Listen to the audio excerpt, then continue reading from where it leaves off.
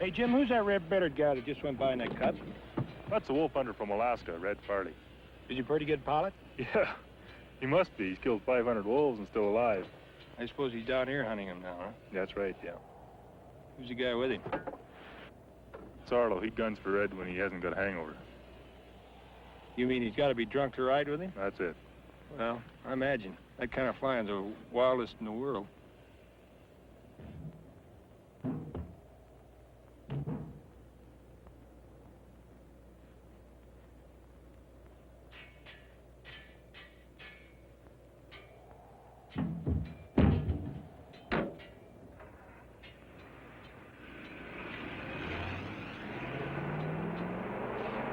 Well, Jim, I guess we better get this beaver loaded if we're going to get that first dog race at the rendezvous. Yeah, I guess we better, Gordy. What time do you want to leave in the morning? 4 o'clock sound okay to you? It sounds like it's a little early, but I'll be here. Do you think we're going to get the skidoo and all this stuff in the rig, in your beaver? Yeah, I think we can do it. Okay. The Yukon Territory is Alaska and Canada. It's 100 miles below the Arctic Circle, 3,000 miles north of the middle of America. This big country is the last place where nature and man still live together. Whitehorse. Here every winter they have a fur rendezvous. And the 10,000 people who live in the territory's 10,000 square miles, all the Indians, all the prospectors, bush rats, they all show up. There are no roads in this country. They fly their dogs up to 600 miles to get here. It's the only time of the year that everybody really gets together. The Winter Carnival was made famous by Jack London's books. It's a fun time.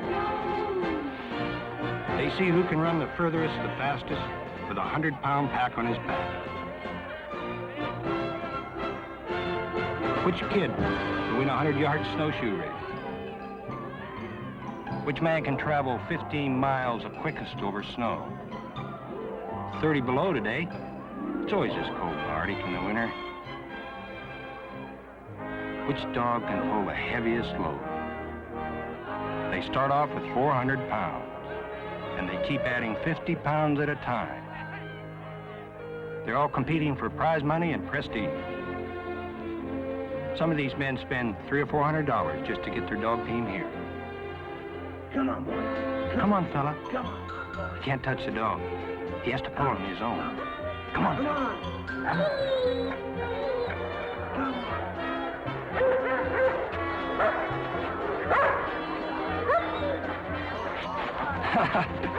Bus decided it was too much like work. He's here to play.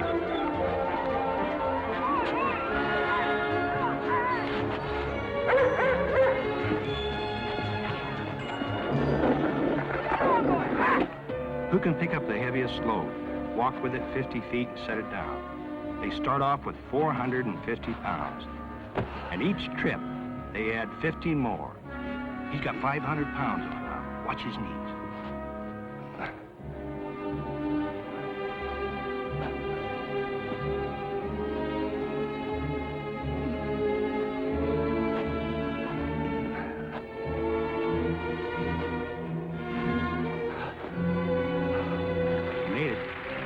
If he fell under a load like that, forget it. Now they're up to 600 pounds. Loads are getting heavier on men and dogs. He's packing 600 and the dog's pulling to 1,000. 1,000 pounds. It's getting tougher and tougher.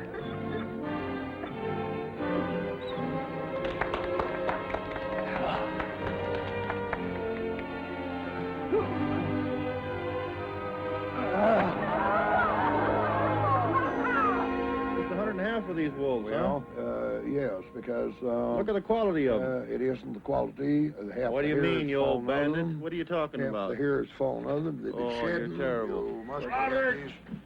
Well. How are you? Hello, Gordon. How Gee, are I you? can see you got it real skinny over the winter. Well, I certainly have. I've been on a diet. Well, Jim, are you still flying? Oh, I still am, yeah. Yeah. Where'd you get all those mucklucks? Well, I had a couple of girls working for me all winter down to Escoot. Yeah, you probably stole them. Pumpkin's been pretty good down there, and they got a few skins. Certainly. At least that's what they did. Yeah. How you been? Good. Oh, have you met, Red? Well, I know who he is. Yeah, you're Eastman, huh? Yep. I hear you're raising some wolves down there. Yeah, I'm raising a few wolves and filming them. Well, you raise them and I'll kill them. Well, they tell me, Red, you've killed over 500 wolves in your life. That's a lot of killing. Yeah, I killed 500, maybe more. You know they got an old saying, Red, that if you live by the sword, you may die by it. Let me tell you something. There's a little predator in all of us, Eastman.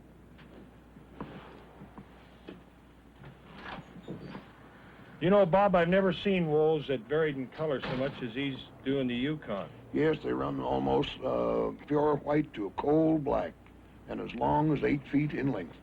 They're sure a beautiful animal. Say, why don't you close up this old fur shop and you and I'll go down to the White Horse Inn and you can buy me a drink. I certainly will.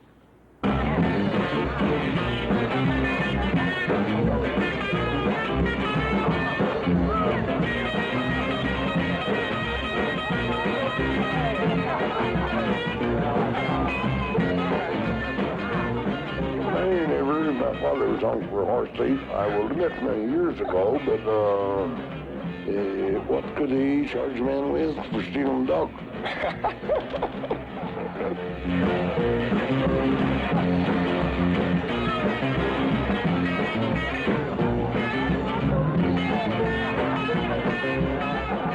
We'd have to stop by and pick him up. Yeah, that's okay. We can do that. Could you fly him in with his dogs at all? Shoot, you know they ride good in a plane. What's the matter with you? Well, I don't know. I think I'll just take your drink away from you. Yeah. We'll get him in, Bob. We'll get him. No, we got a lot of gear, but we won't have any trouble. That beaver will hold him.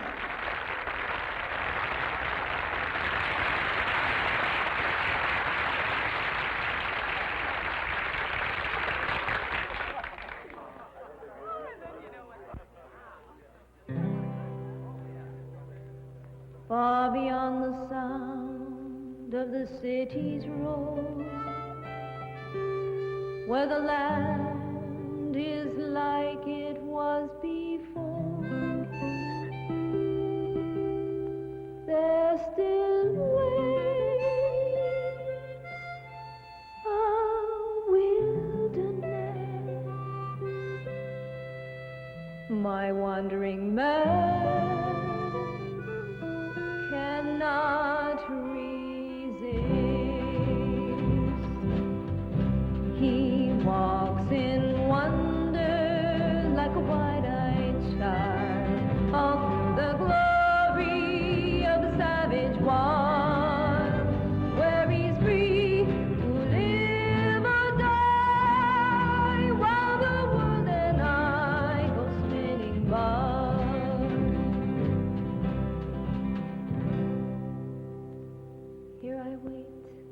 And wonder why, oh why, he must have 100 miles of sky and face alone danger and pain till he comes home again. He walks in wonder like a wide-eyed child, all through the glory of the savage wild, where he's free to live or die, while the world and I go spinning by. He walks in wonder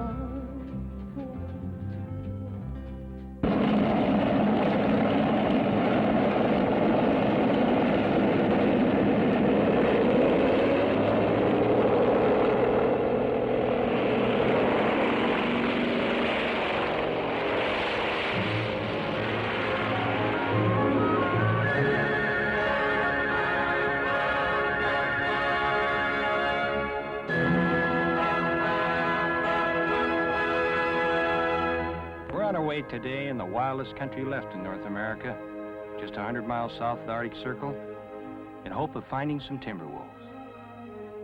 What I had in my mind was to live in the wilderness for the next 2 years, raise some wolves, and by living with them, try to find out just a little bit more about this great predator. For the past 200 years, man's been doing a pretty good job killing off all the wolves. In fact, this country, here, is the last place left on Earth where there's any wolf population. They still pay a $50 bounty in the wolf, and that includes the pups. That's why fellows like Red can still make a living killing wolves. You know, many times I wondered if we really understand what we're doing by tampering with nature and killing off all the wolves. I've been living in the outdoors for most of the last 20 years, studying and filming nature and wildlife, mostly right here in the Arctic. And after a while, you begin to see that all living things in the outdoors depend on each other, not man. That's what makes it all work. And the more time you spend in the outdoors, the more you become convinced of the importance of great predators like the wolf. John come along to help me. We brought 2 of my half-wolf pack dogs. We're trying to locate an area full of caribou. And where you find caribou, you'll find wolves.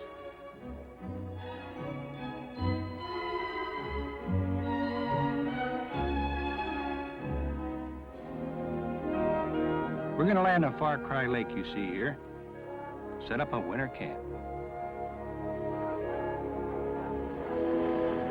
Jim set us down on the lake and took off for Whitehorse. John and I headed for the high country. We brought along a skidoo. It's an over-snow machine to haul our gear and help us through the winter. Quite a conveyance until you get one of them stuck on an uphill pole.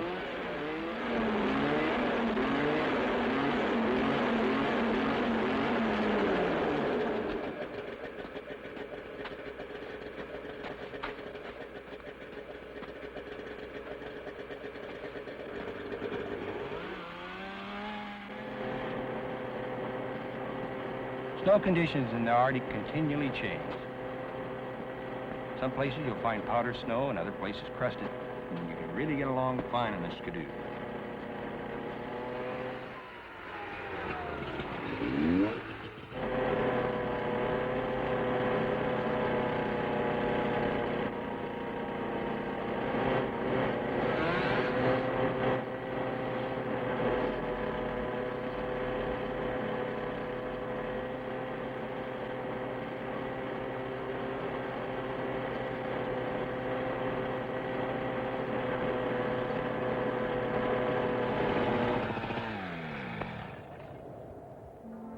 Look at that.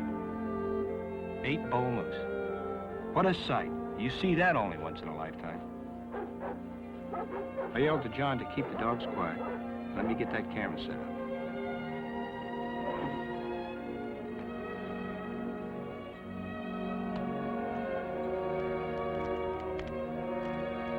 All my cameras are winterized to operate in 30, 40 below. You can't use any oil in them.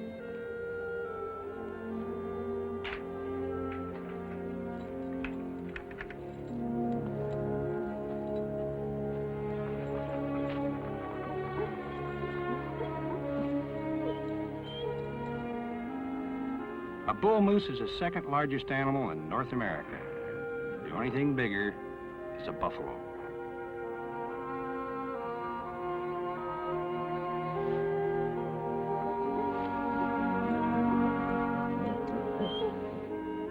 A moose will weigh up to 2,000 pounds, and he'll stand 7 foot at the shoulders, 11 foot high at the top of those big antlers. The moose migrated to the Arctic a long time ago, and he thrives here today, even at 70 below.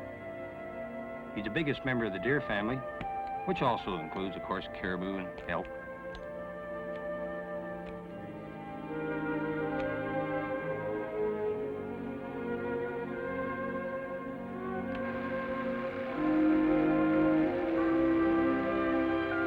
These fellows must be having a little stag party.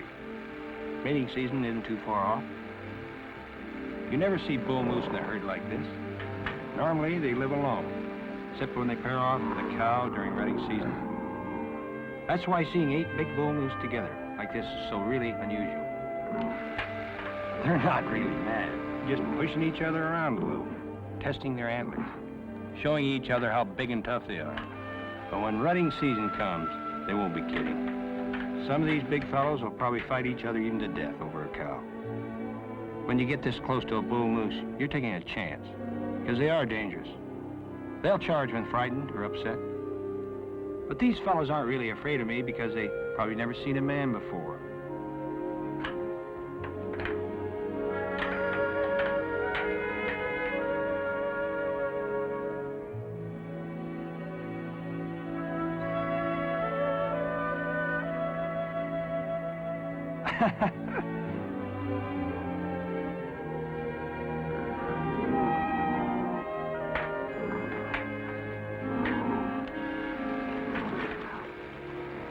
Well, the party's over.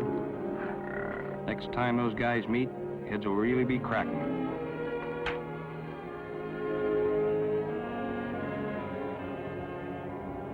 John and I made it up to the high country where we'd seen the caribou.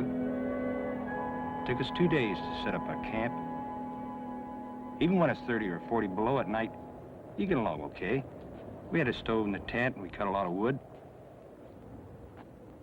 We're about 250 air miles from Whitehorse, probably 50 air miles from another human being. A lot of people have the idea Arctic is completely barren. It really isn't.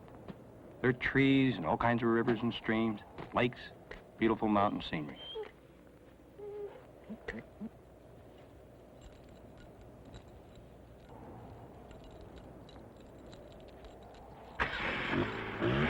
John and I decided to try and find the caribou seen from the air the day before. I took the dogs to give them a little stretch, go one way, and he'd cover another area.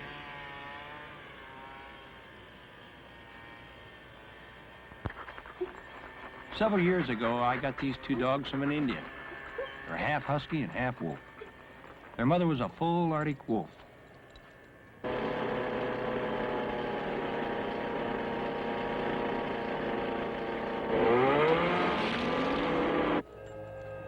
You need dogs like this when you're living in this country. They're a warning system. A grizzly comes around, they let you know about it. I use them to pack in the summertime. They're always fine companions.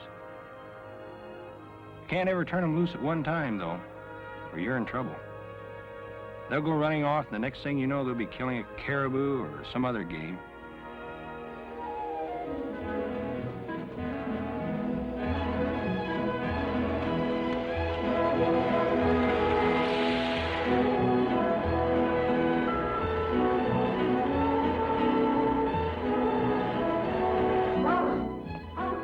Fierce fighters, especially this brown dog. Brownie really enjoys it when you turn him loose. Look at him run. Look at him go. He'll run off a mile or 2, but I know he'll come back, as long as I have one dog with me.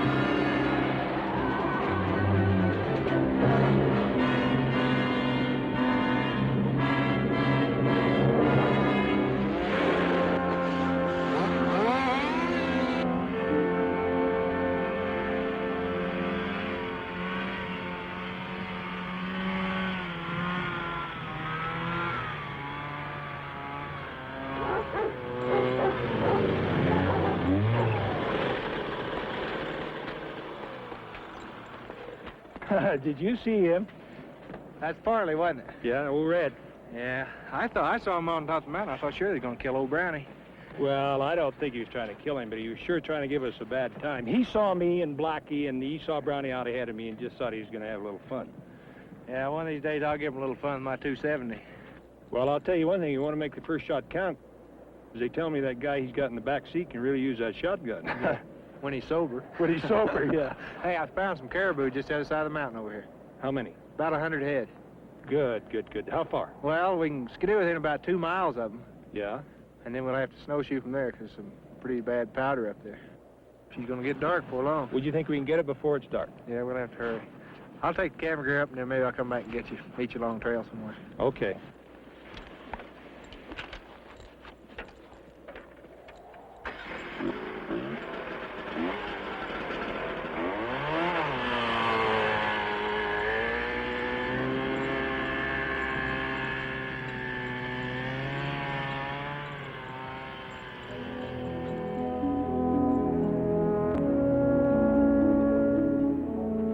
John and I'd spent 35 days searching. We'd been in almost every canyon, creek, river, within a couple of 100 square miles. This is the Great Stickeen River. We'd been to a lot of wolf dens, but hadn't found a pup. I wanted to get some little guys who were just a week or two old. But some years wolves don't raise any pups, and this was one of those years. They seem to have some kind of sixth sense a whole year beforehand, that there's a hard winter coming, and when this happens, they just don't breed. Wolves live in family groups. Uncles, aunts, granddad, young males and females, all in the same pack.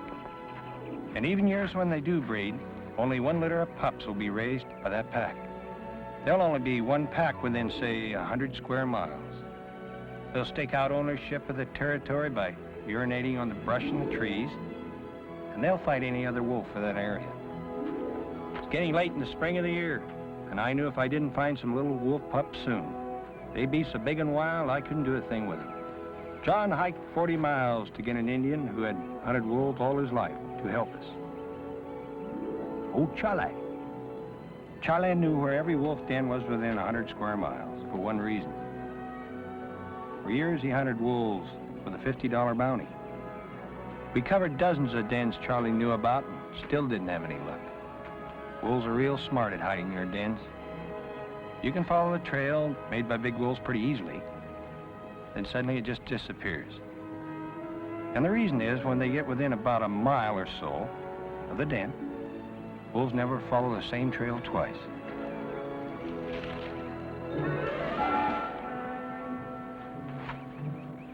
But one day we really got lucky and found a den with pups. Wolves usually dig a den on the side of a hill with a small opening but big enough inside for the pups and several adults. All the grown wolves, not just the parents, help take care of those pups. Sometimes there may be 8 or 10 pups in a litter, but I've never seen or heard of over 3 ever being raised to maturity. Evidently it's just too tough, too many mouths to feed. The rest starve. We cut a long pole, made a wire noose and fastened it to the end, and ran it into the den.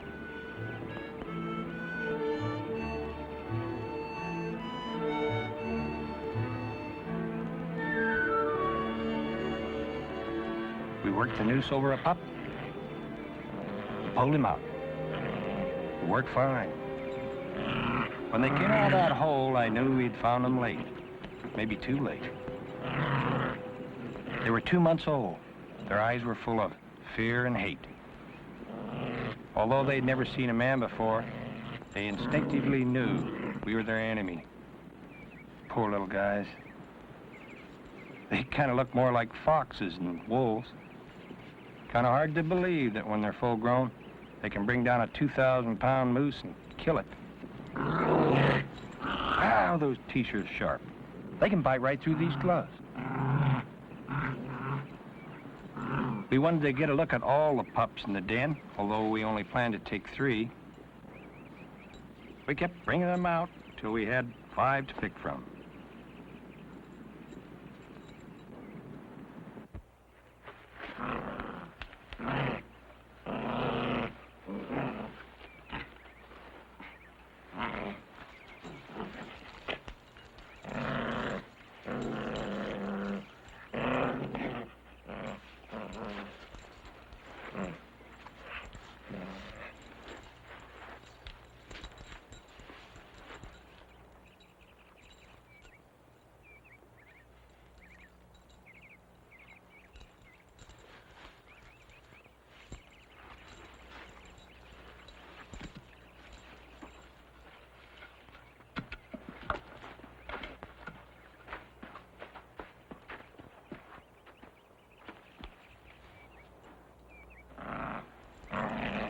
I thought we'd test them a little bit to see which three seemed to be the tamest and friendliest, but I couldn't tell much difference.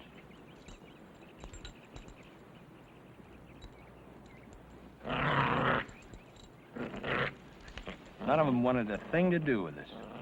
I decided this fellow would be one that we'd put back in the den. Boy, was he savage.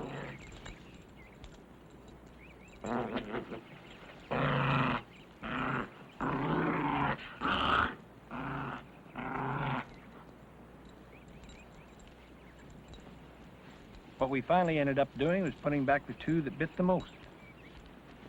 Not that there was much difference.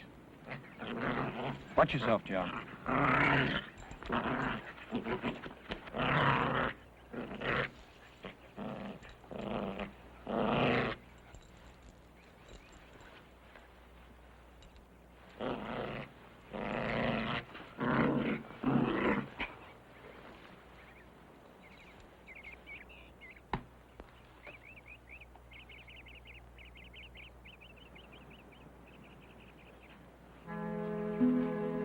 We headed back to our camp in Far Cry Lake with the pups.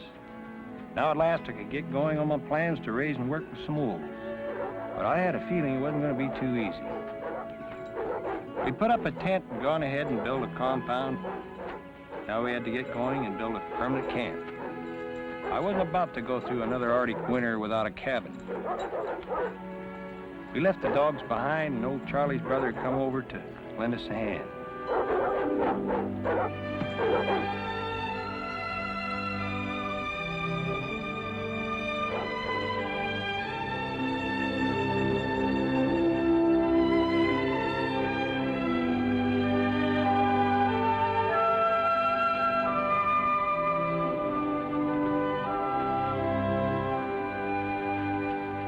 I never had any intentions of keeping wolves permanently in captivity or making zoo animals out of them. I only intended to keep them long enough to study them and learn something about them. Hopefully gain their confidence in us so that when I let them go, I could keep them close enough to me to observe them, how they made a living, watch them grow, learn about it. But right away I could see it was going to be a long, hard job. They'd lived just too long with those adult wolves. They were wild and afraid of me. The only way I was ever going to gain their confidence was to spend a little of each day for many months just working with them. First, I'd have to keep them chained up or I couldn't touch them.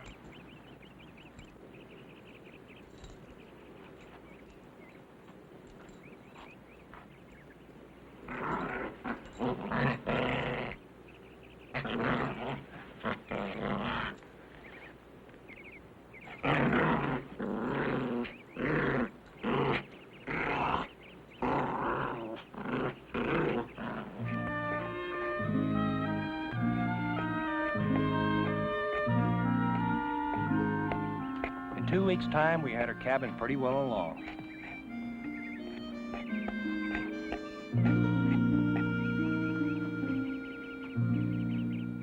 Two weeks later, it was done. I had my little daughter, Maria, fly 3,000 miles up from her home in Jackson Hole, Wyoming, to spend the summer with me. You take quite a responsibility on yourself when you bring a little kid out in the wilderness, but I think it's worth it. We is going to have the experience of knowing the freedom of living in the great outdoors, of knowing the difference. I think it'll be real important to her, especially when she's older. It gives you a real great feeling of satisfaction to clear the land and build yourself a cabin in the wilderness. It must be something we all inherited from our ancestors. Probably take me another year before I had everything completed. I wanted a clearing large enough so we'd have enough sunshine and a place to move around in.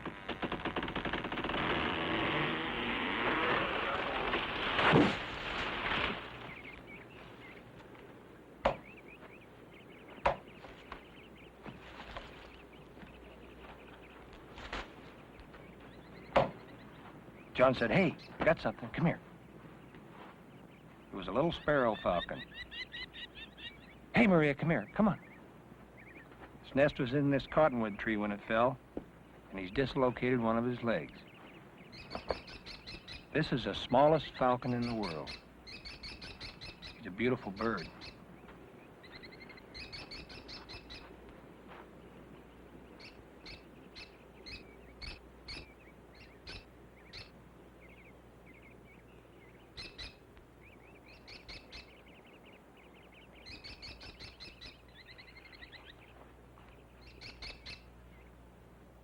Maria kept saying, please, Dad, can't we keep him? Okay, honey, I guess we have to. Can't make a living with that bad leg.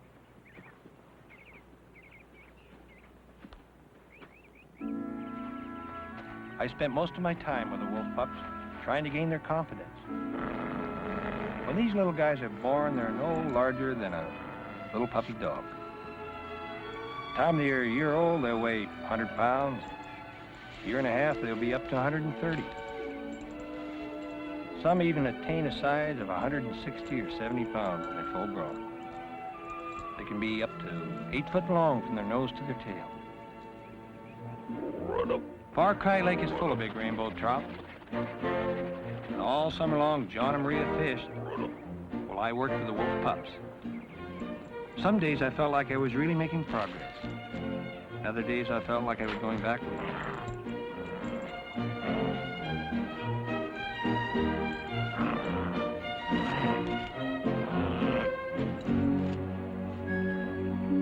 John and Maria caught the fish, and I fed them to the wolves. But mostly Maria. John's luck didn't seem to run too good. I spent 3 hours a day with them. Eventually I got to where I could touch them. At times they acted as wild as ever.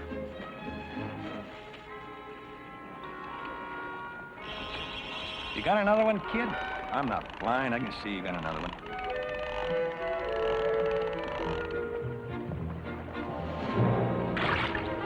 I told Eastman not to bring that kid along. Never liked kids anyway.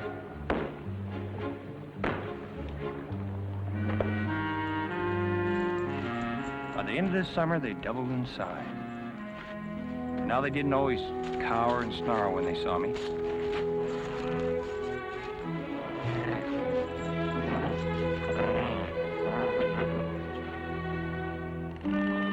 I got another one. Yeah, I know, kid, I know.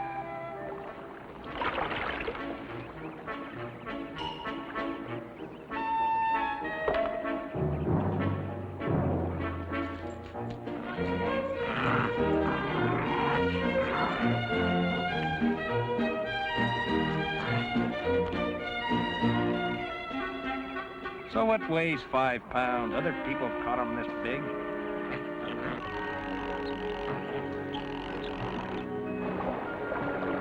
I'd hate for that kid to see a grown man cry.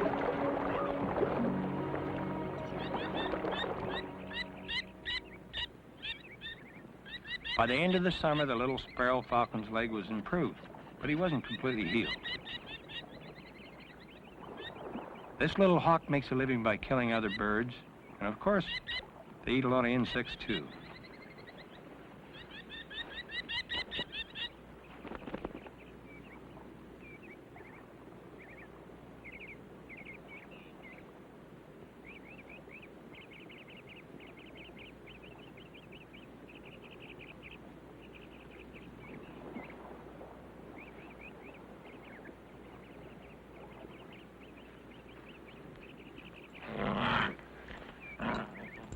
I was kind of discouraged about the wolf pups. Although John and I had spent hundreds of hours patiently working with them, they were still wild. I couldn't really handle them well yet, and the months were slipping by.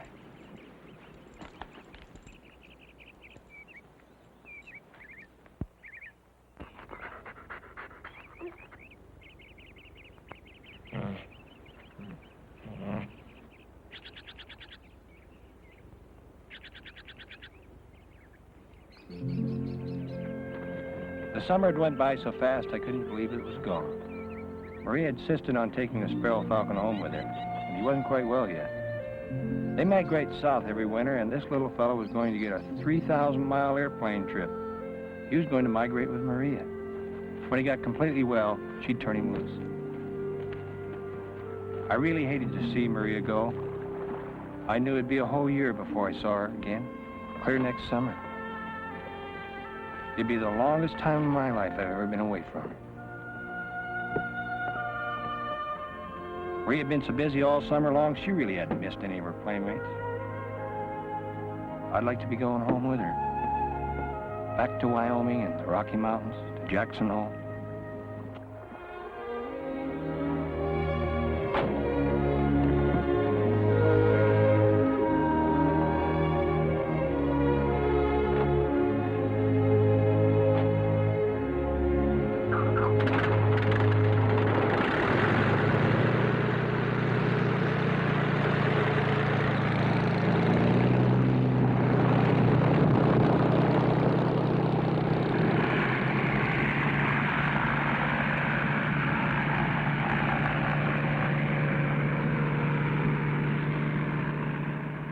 You know, there's no place like home.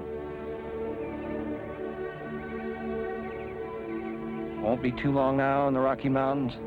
The leaves will be turning yellow. Fall colors will be everywhere. Trumpeter swans have raised that cygnet now.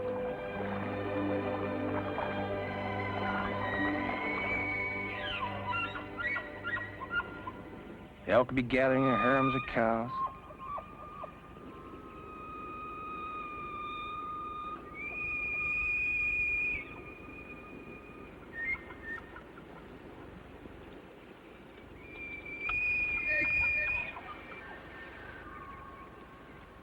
This time of year is breeding season for most of the wild animals.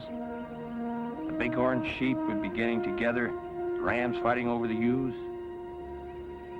Winter wasn't far off.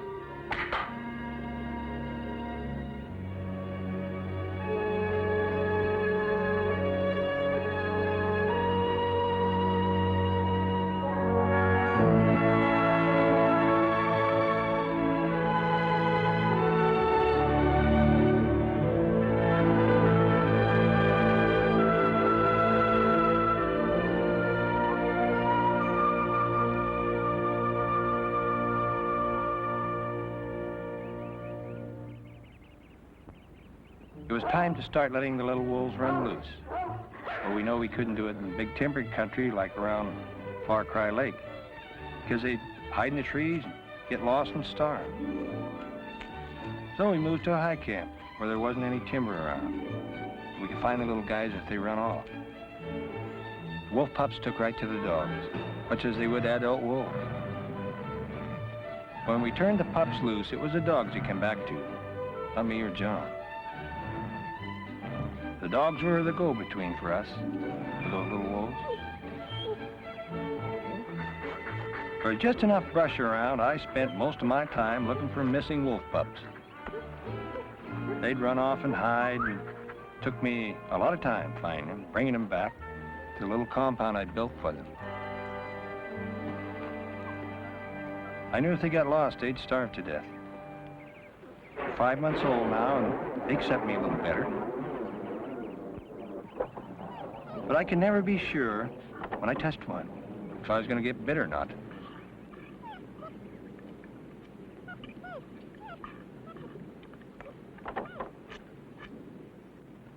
They really love the dogs. The dogs are kind of grumpy about being pestered by the pups all the time, but they tolerated them.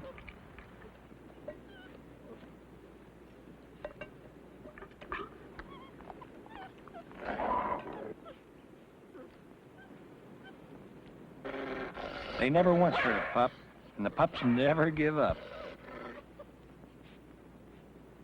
A young wolf pup shows an older wolf he wants to be friends by putting his ears back and crawling on his belly right up to him. And he'll keep trying and trying. He'll never give up.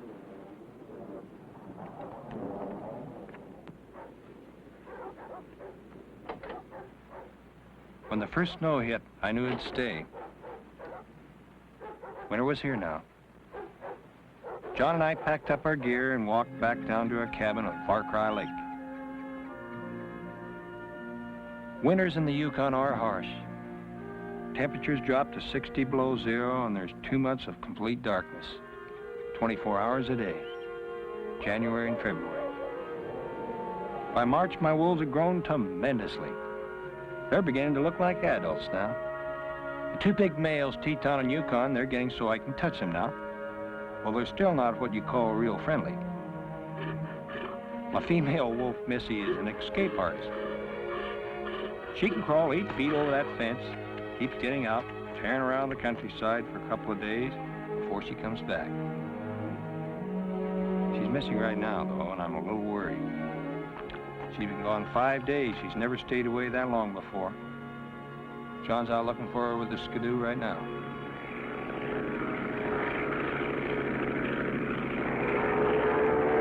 That looks like that red-bearded wolf hunter's plane. Yep, that's him.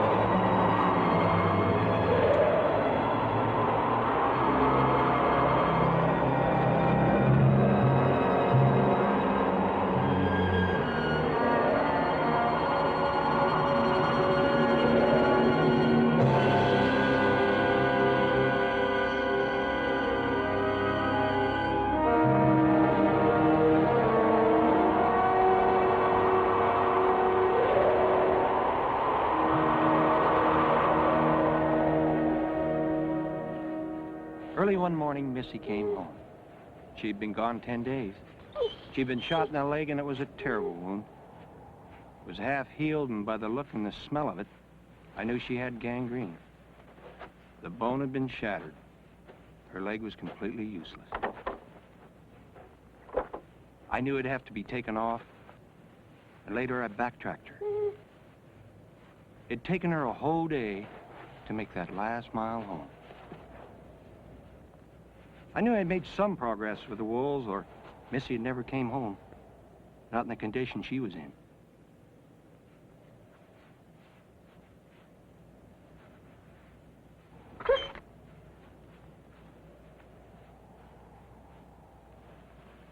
I was just sick about her leg. Now I'd have a three-legged wolf.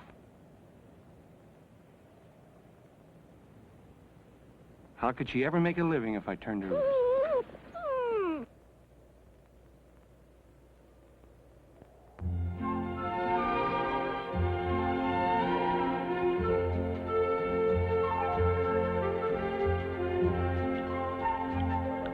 You can't really appreciate the beauty and feeling of an Arctic spring if you live through an Arctic winter. Spring comes suddenly, and the color and the sound break out all over. The snow melts, and the noise of rushing streams, the bird cries are everywhere. Arctic flowers push their petals through the unmelted snow. The ptarmigan changes from winter white to summer brown. Newborn Dall sheep wobbly take their first look around. The moose, who doesn't like all this noise and commotion, heads for the high country.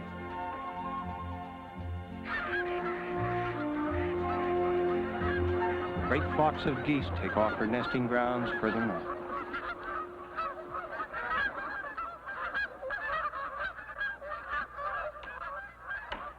The minute the snow left and spring came, I had plenty of things to do.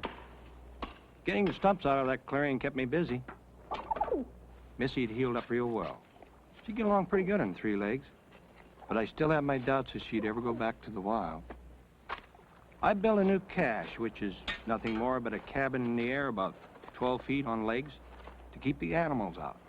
It holds my food supply, keeps my gear dry and secure, keeps out the grizzly bear, the marten, the wolverine, and mice.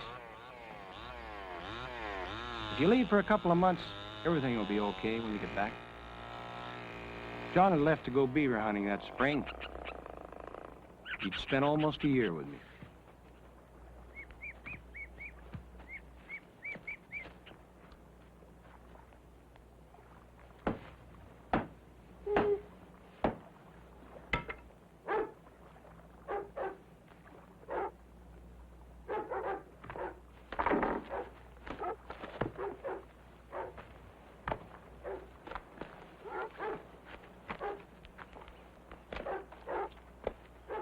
Charlie Davis. I known Charlie for years. He lives at the head of the Capan River. Traps, an old prospector. One of those many bush rats they have in the north who love this kind of life and live it. Charlie, you've done me a great big favor. You brought me some wolf pups, and I don't really want them. I've had enough problems with those three black ones. Charlie had found them when they were a week old, with their eyes still closed. He'd been hand-feeding them. Their eyes are just open. They're about 3 weeks old. I can tell there's quite a difference between this bunch and the ones I raised. These pups have never seen an adult wolf.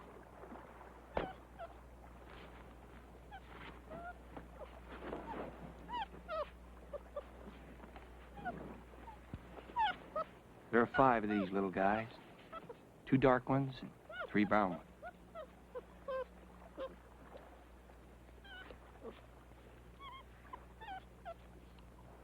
Three-week-old wolves have sharp teeth, big claws, and their ears stand straight up.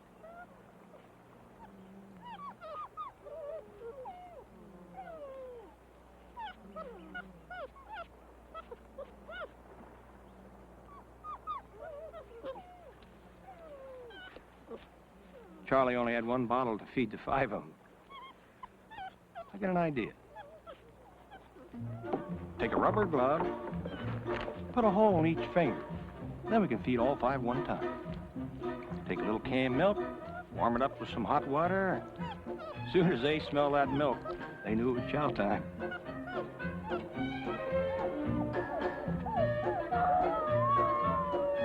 Well, it would have worked real good, except most of the milk come out the wrong end. They really mean business when it comes to eating. Charlie must have loved those little pups. He bottle fed them and walked 40 miles to bring them to me. I asked Charlie to stay around and help me take care of them. It's almost a 2-man job just to feed them. I didn't really want the responsibility again of taking animals out of the wild, keeping them until they're grown, then helping them to learn to live in the wilderness. It takes a long time and a lot of effort. But I couldn't turn these little fellas down.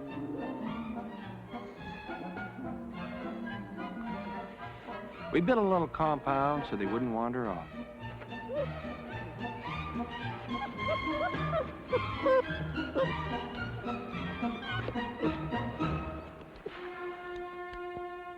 When you live alone, one of the few things that you can't do for yourself is cut your hair. When 2 guys get together, they swap haircuts.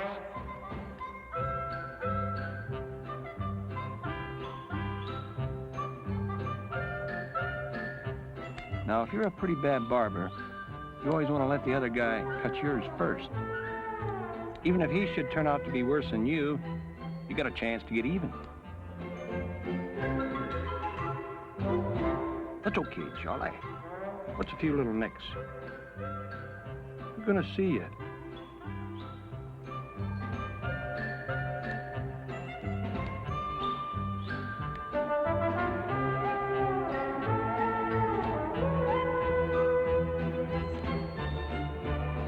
Look pretty good, Charlie. Except for that big hole right there.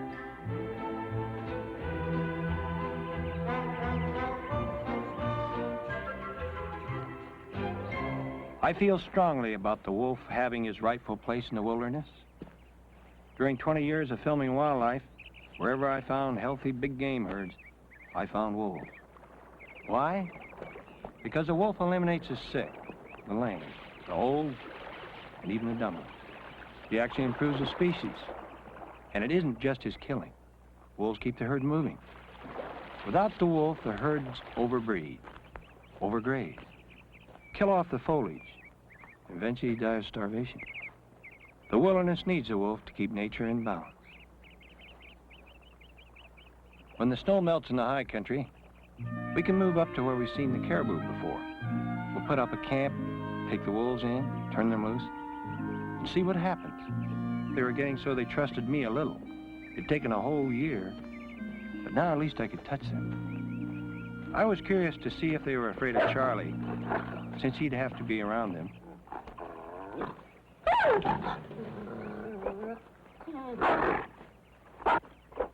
They were really afraid of him.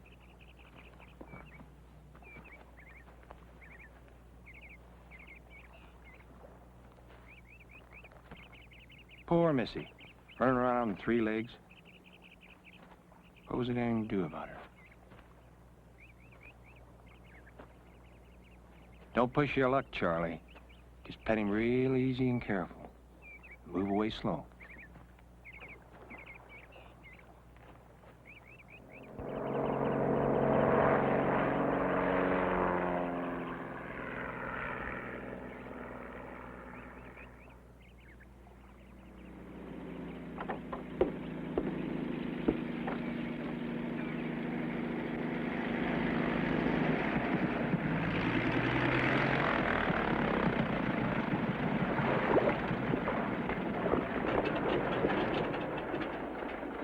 I had Jim fly in every couple of months and bring in a new load of grub.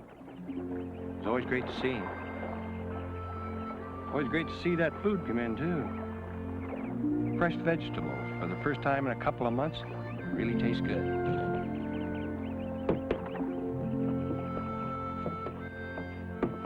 Today, Jim brought me a surprise. He brought me Maria. My, how she'd grown in a year. Oops, gotta get my hat before it sinks. Her hair was longer, and she must have grown a foot taller. She really looked good.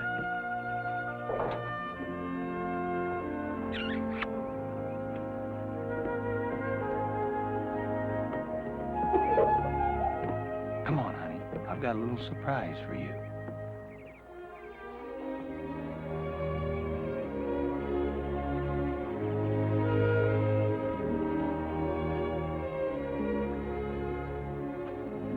She's really tickled. There's something about little animals and little girls that go together. I could never leave her alone with the big wolves. I couldn't take the chance. All one of them would have to do is nail her once, and she'd be maimed for life. But these little guys were different. They're just like little dog puppies.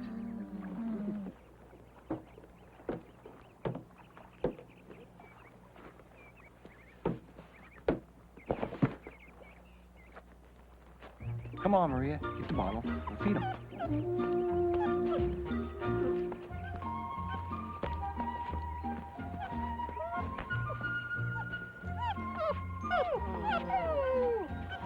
Now, Maria, you only have one bottle, so you can only feed one at a time. And they're all hungry. So you only feed one a little while, just long enough to get a little warm milk in your stomach. Then you grab another. She had to wear gloves. Little wolves have claws as sharp as a cat. That's it. Grab another one. Give them a little bit. That's it. How you tell them apart? You don't. Just grab the one that's the hungriest. When they all quit eating, you know they're all full. She had determination on her face. That's it. Grab another one. Look, got the same one. They're tigers when they go after that bottle.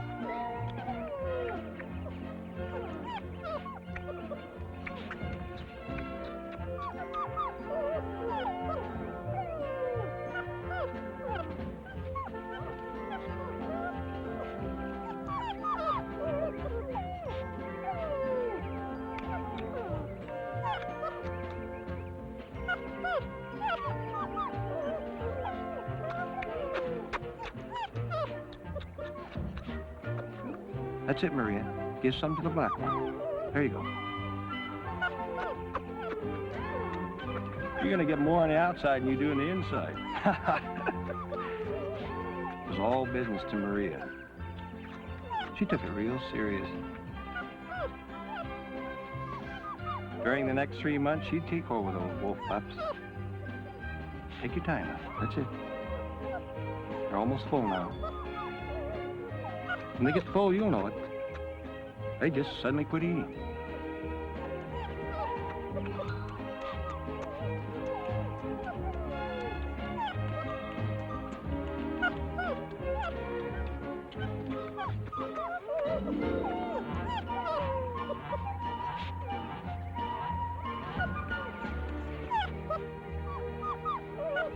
I was glad to have Maria on the job. They had to be fed every 2 hours.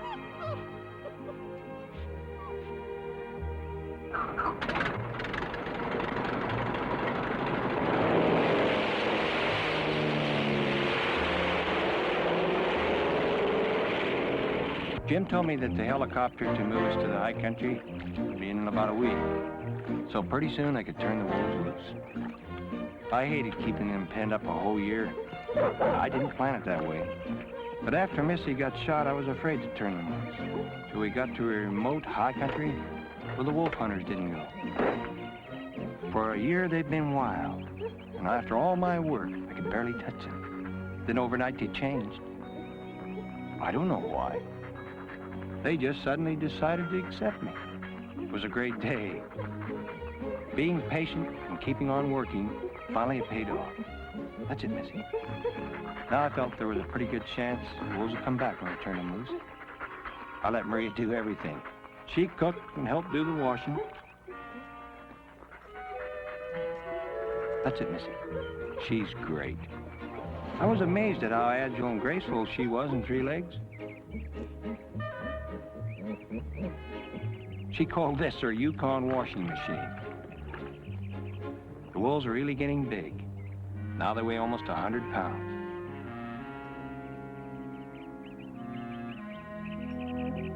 Yukon, you're beautiful.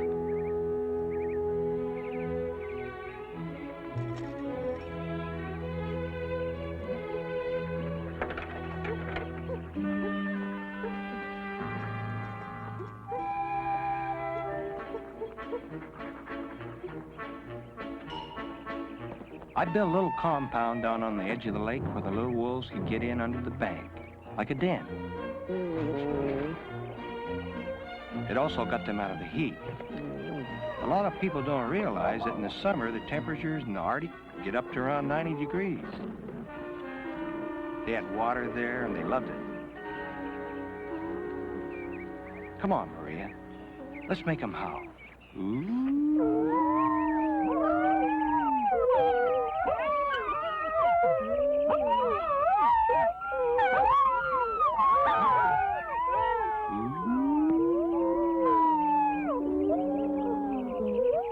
Her little high, shrill voice really got him going.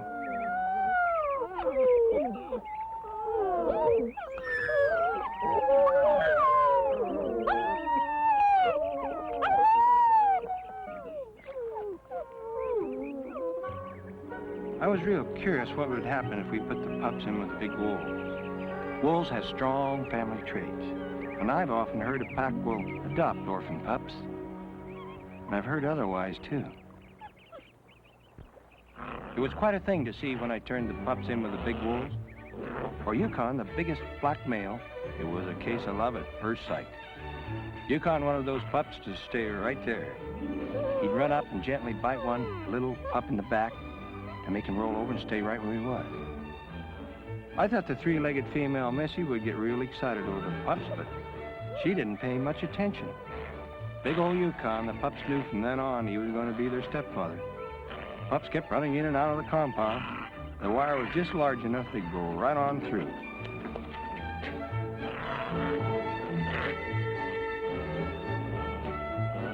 The other big male Teton didn't seem to like me. You'd hear him growling real low. He'd show his teeth like a cranky old man with a little kid. But the pups seemed to know he didn't really mean it.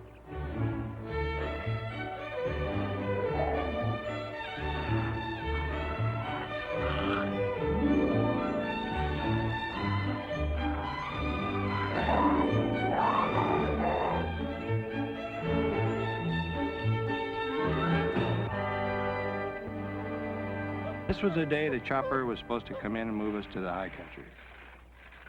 Now we had to take all our food and gear out of the cache and get it loaded. We'll fly it to a plateau high in the mountains where the caribou spend their summers. I know the wolves will have to learn to hunt and kill caribou if they're going to survive.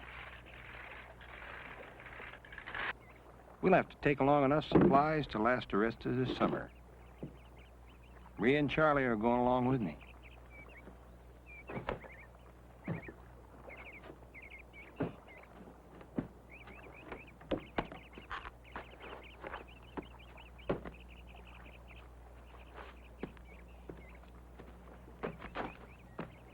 You can't pack wolves and dogs in a helicopter, so I fixed up a couple of barrels. Nobody likes to get in a barrel, including dogs and wolves.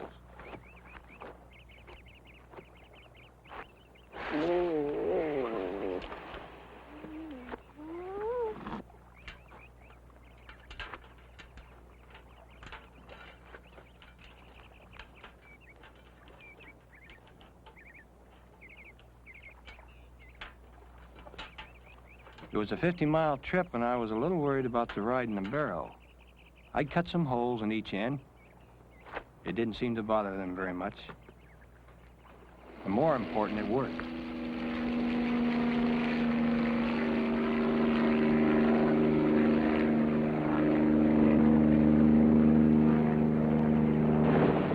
I hope this would be the last ride those big black bulls would ever take.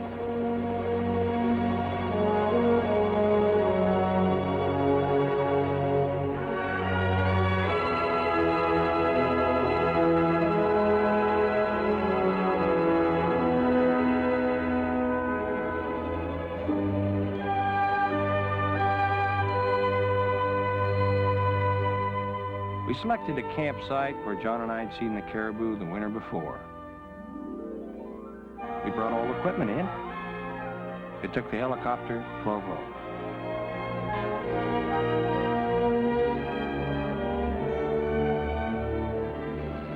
Now the wolves were back where they belonged.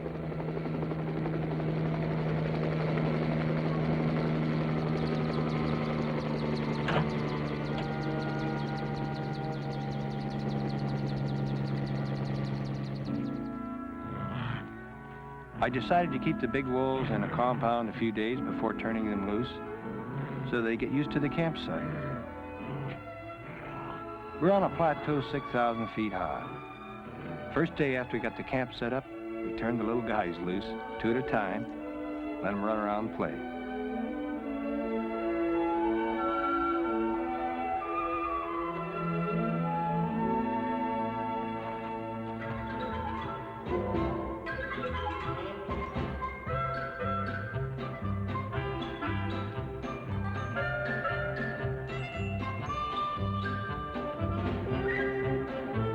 One of them found a dead ground squirrel and the fight was on. Who's gonna get that squirrel?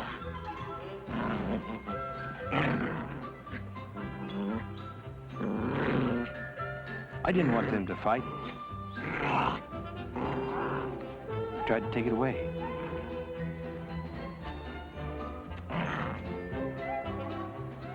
Come back here. Hey, you little guy. Come here. Come here.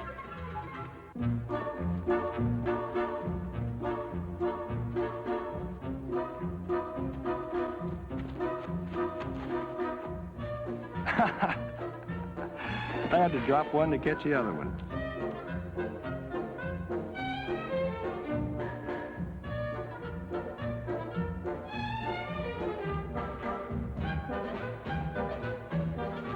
I found out that possession's 9/10 of the law with wolves. When they have a hold of something, they really hang on to it. I heard a caribou wandered into our camp one day, about 20 cows and calves. Caribou are the only member of the deer family where the female has antlers. The wolves got real excited. They could smell them. The caribou took one look at us, decided this wasn't the place for them.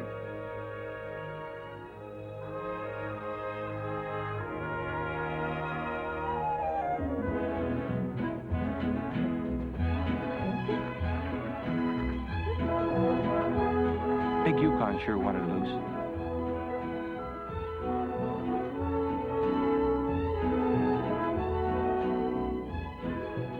So did Brownie.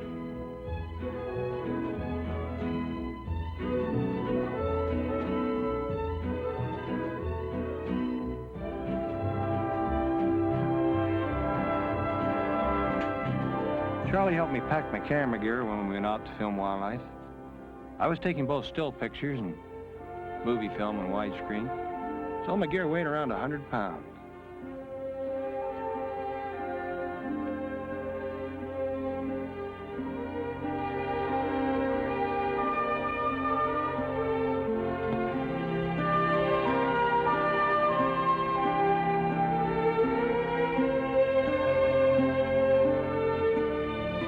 Charlie and I stopped for a little breather.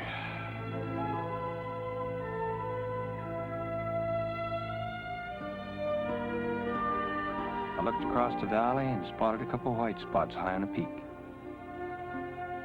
2 beautiful ewes making their way to the high country. So these mountains are really steep.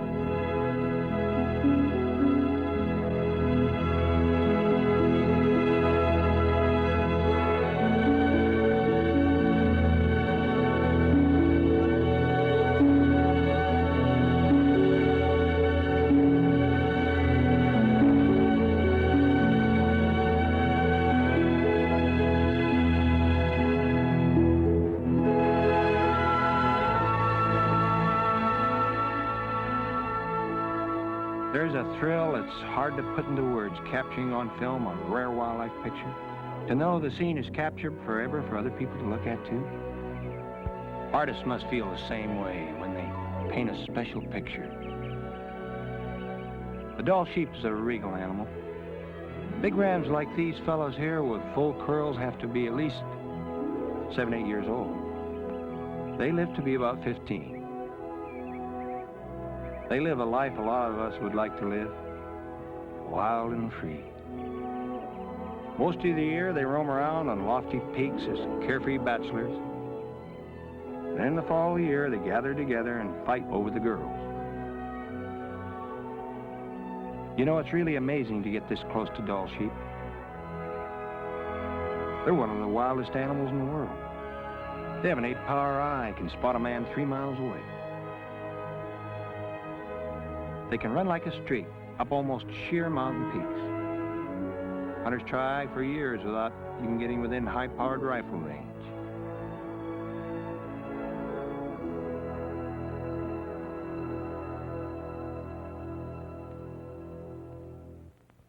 Spotted 24 rams right by a gorge. I eased my way down below. I found I could actually move right up to them if I moved real slow. Didn't make any quick movements. And didn't stare at them.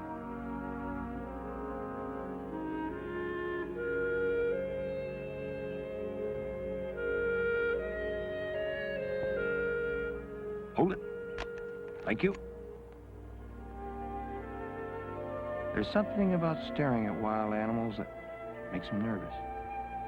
Try it in your dog. Look him right in the eye, and you'll see.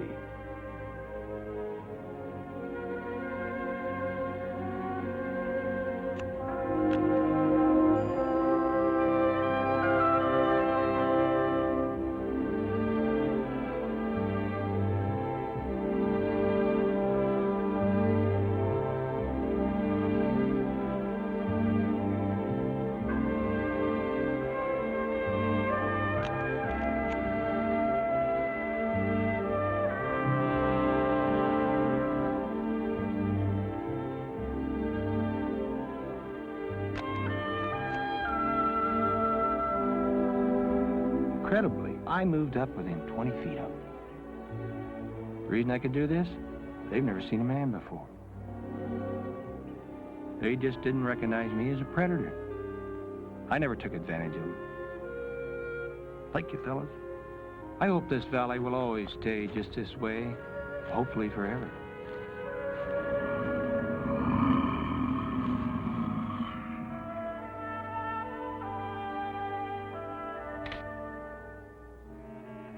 This grizzly bear showed up.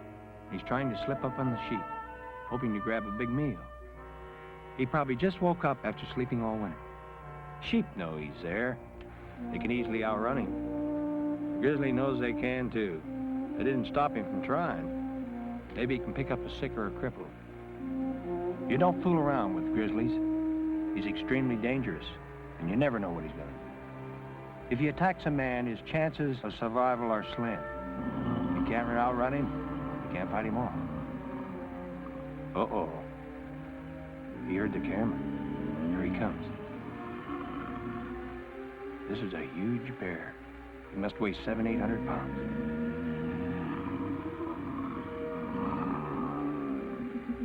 I filmed grizzly before, but never one this close. He just keeps coming. Must be the camera. I can see every wrinkle in his head. He's only 20 feet away now.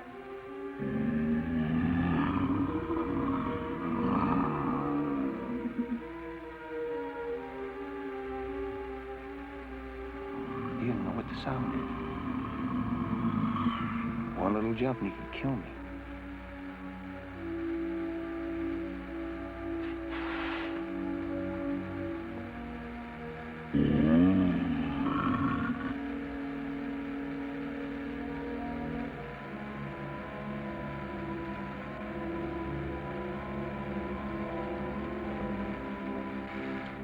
Ooh, ooh, man. When you have one come that close, it's an experience you never forget.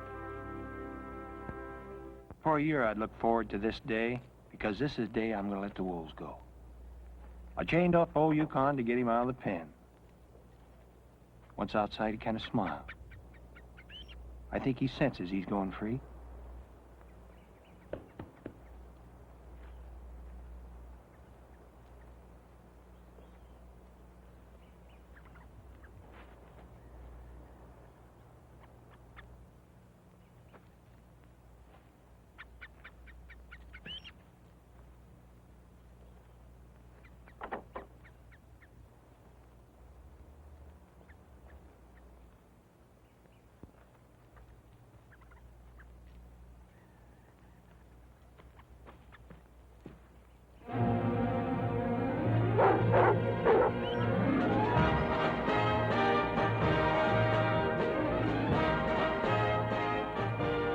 I took old Yukon's chain off and let him go.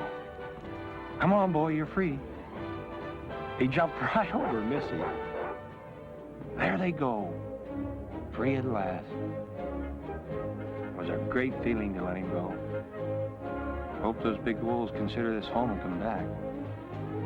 I let the brown dog go with them, hoping if they did roam, maybe Browning'd bring them back. I thought maybe they'd run an hour or two, but they ran for hours.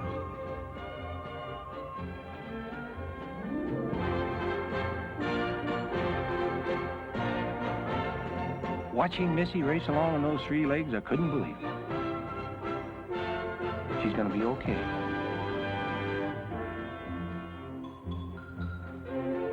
Their heads came up, and I knew they were hunting. There were ground squirrels everywhere. And it wasn't long until the wolves smelled them, and their natural instincts took over.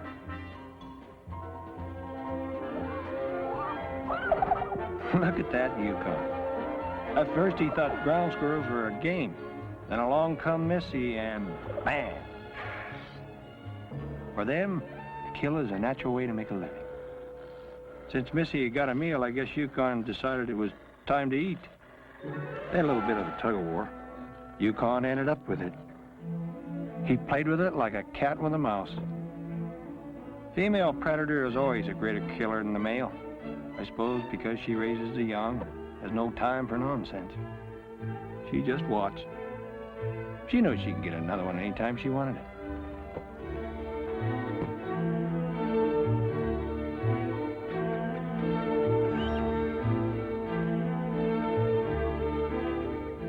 This is almost the worst mistake I ever made in 2 years with the wolves.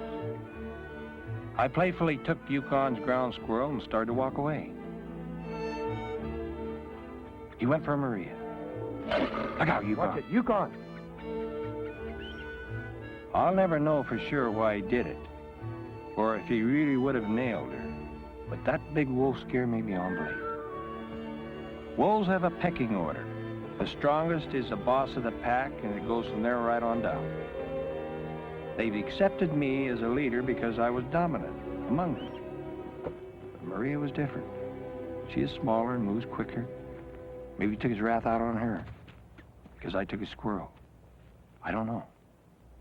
From then on, I was never completely sure that one of the wolves would nail her. I had to watch her constantly and keep her by my side. Yukon played with the ground squirrel the rest of the day, but he didn't eat it. He brought it to the pups. That little pack of 5 he'd taken over as his own.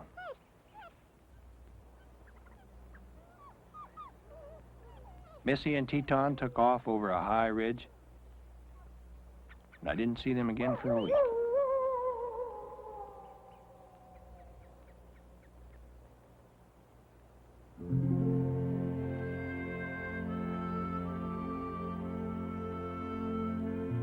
I continually watched and waited. Yukon waited too. He stayed right in camp. He missed the other wolves just as I did.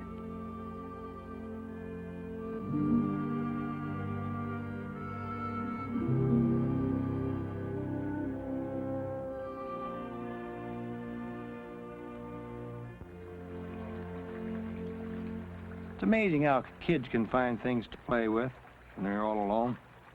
I asked her, I said, what are you building there? She said, an elephant. I should have known better than ask that kid a question like that.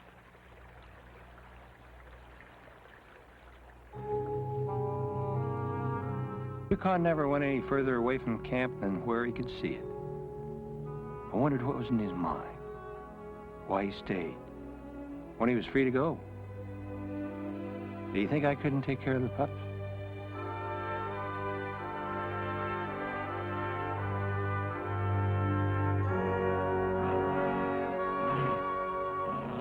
I'd put him in the compound with the little guys, and then I'd let him out with them.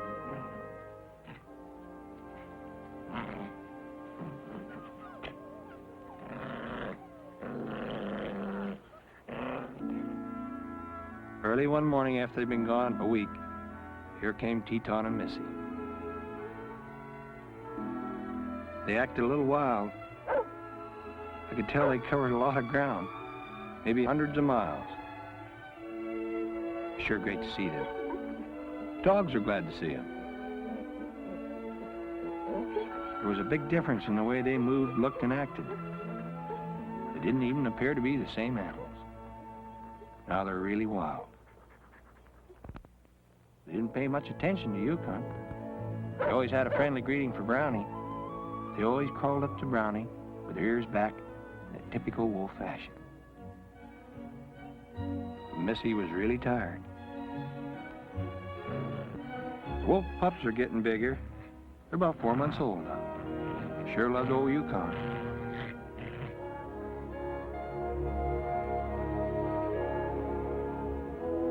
Yukon missed the other wolves. Sometimes he'd just put his head in the air and howl.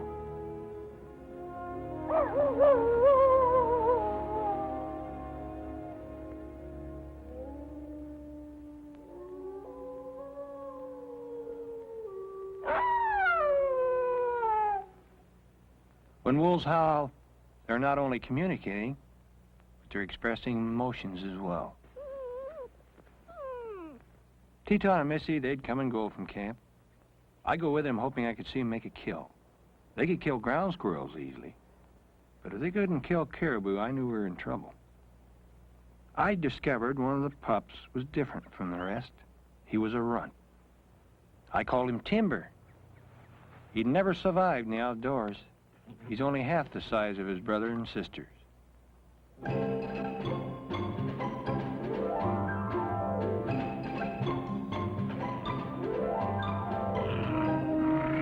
When wolves are fighting, sometimes it's pretty hard to make them quit. Maria found that out too.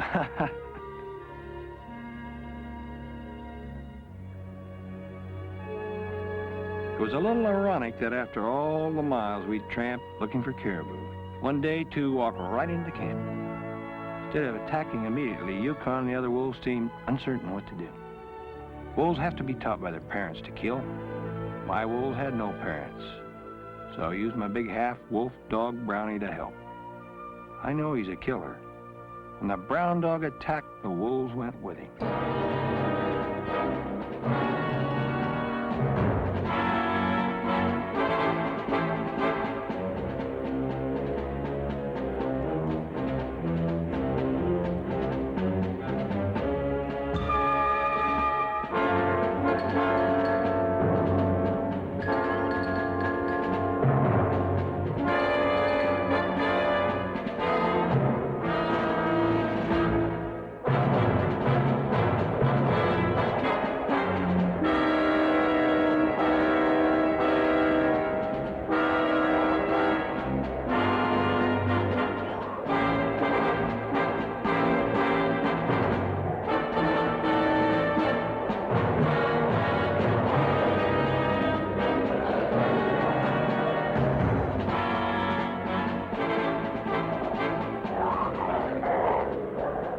Wolves have no human emotions. If they do, at least they don't show it.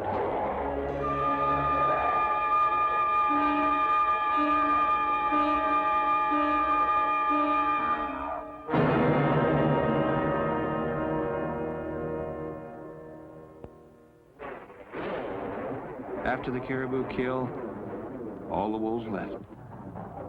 For the first time, Yukon went too. I waited for days and they didn't come back. I began to wonder if I'd ever see them again. Once in a while, I thought I caught a glimpse of one of them in the distance, and at night I could hear him howl.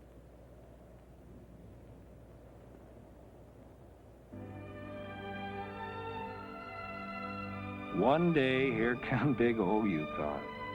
He had a little limp. Must have hurt himself. Came into camp, but he hardly looked at the pups. He had a wild look in his eyes. His every movement was wild. I put out a pan of food, hoping that if he did return, they may stay long enough so I could see how they was getting along. Yukon's coat had changed. He was black and shiny. He looked like a wolf should.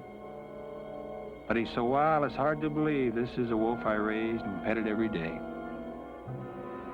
He's not just afraid of me, he's even afraid of that pan.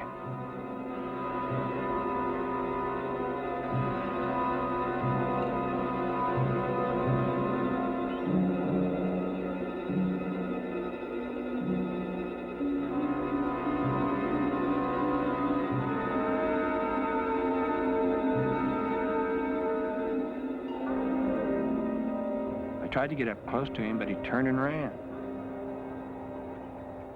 He drifted off and disappeared.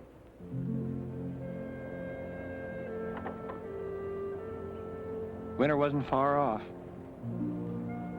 Chopper came in and picked up Marie and Charlie. Wouldn't be too long before he'd be back and help me knock down the camp, take the little wolves out before the first winter storm. I'd spent the last couple of weeks alone. Each day I'd walk with Brownie over the countryside, looking for the wolves. Every man should spend some time alone like this. Gives you time to reflect and think, and learn who he really is.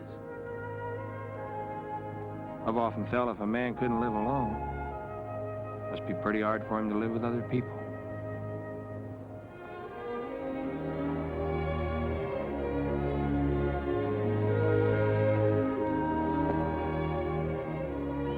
Winter comes to the Arctic without warning. One day it's summer and the next day it turns to white, a frozen land. Like everything else in this beautiful land, it's hard and uncompromising. It's filled with clear rivers, towering mountains, great forests, teems with wildlife. Yet only the fittest of man, animals, and plants can survive its harsh treatment. With 70 below in the winter and 90 above in the summer, howling blizzards and chilling rains. It's a savage, wild land with harsher punishment and greater rewards than any other place on earth.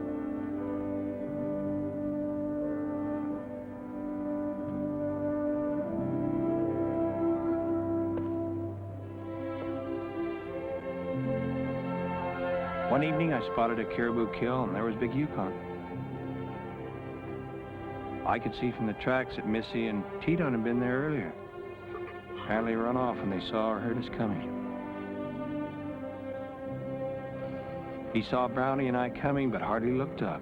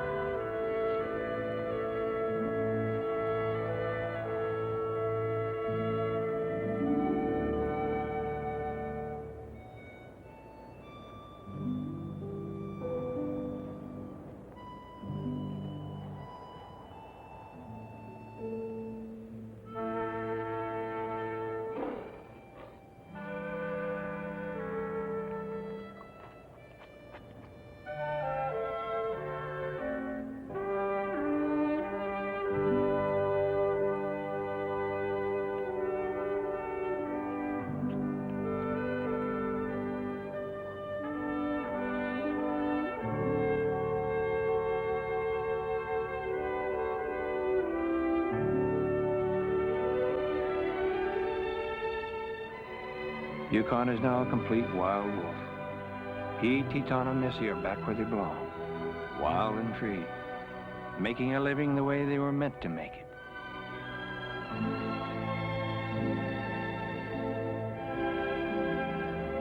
But there'll never be a time in my life I won't stop to think about them now and then, wondering where they are, what they're doing in the savage wild. This story really doesn't end here, because my 5 wolf pups are growing fast.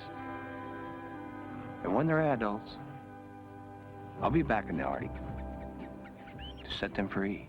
Far beyond the sound of the city's roar, where the land is like it was before, there still waits a wilderness, my wandering